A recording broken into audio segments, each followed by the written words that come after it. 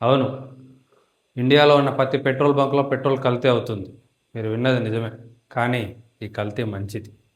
కల్తీ మంచిదేంద్రా? కల్తీ ఎందుకు మంచిదంటే ఈ ఎథనాల్ మిక్స్ చేయడం వల్ల ఎయిర్ పొల్యూషన్ తగ్గుతుంది. ఈ ఎథనాల్ షుగర్ కేన్, మెయిజ్ ఇంకా వేరే సీడ్స్ ద్వారా ప్రొడ్యూస్ అవుతుంది కాబట్టి ఫార్మర్స్కి బెనిఫిట్ అవుతుంది.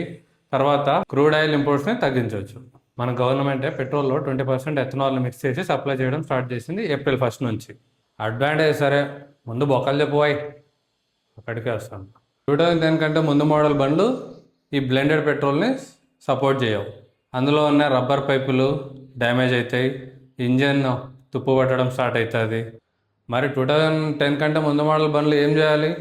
ఏం చేయని అవసరం లే, దానిలో రెగ్యులర్ సర్వీస్ చేయండి. వీలైతే E20 కాకుండా E5, E10 లేదా X95, X100 అనే పెట్రోల్ ఉంటుంది కదా, అదే పవర్ పెట్రోల్, అవి ఫిల్ చేపించి జాగ్రత్తగా మెయింటైన్ చేస్తుంటే తక్కువ డ్యామేజ్తో నడిపించవచ్చు. తర్వాత బండ్లు అంటే 2010 నుంచి 2022 వరకు బండ్లు సో మోడరేట్గా ఎఫెక్ట్ అవుతాయి. కొన్ని బండ్లు ఈవెన్ హోండా బండ్లు అయితే 2009 మోడల్ నుంచి కూడా సపోర్ట్ చేస్తాయి. సో మనం ఒకసారి బండి మాన్యువల్ చెక్ చేసుకొని సపోర్ట్ చేస్తుందా లేదా ఎథనాల్ బ్లెండెడ్ పెట్రోల్ని చెక్ చేసుకోవాలి. సో ఈ బండ్లు కూడా ఏంటంటే రెగ్యులర్గా సర్వీస్ చేయించుకోవడం వల్ల డ్యామేజ్ తక్కువ ఉంటుంది. సో దేనికి సపోర్ట్ చేస్తుంది ఈ పెట్రోల్?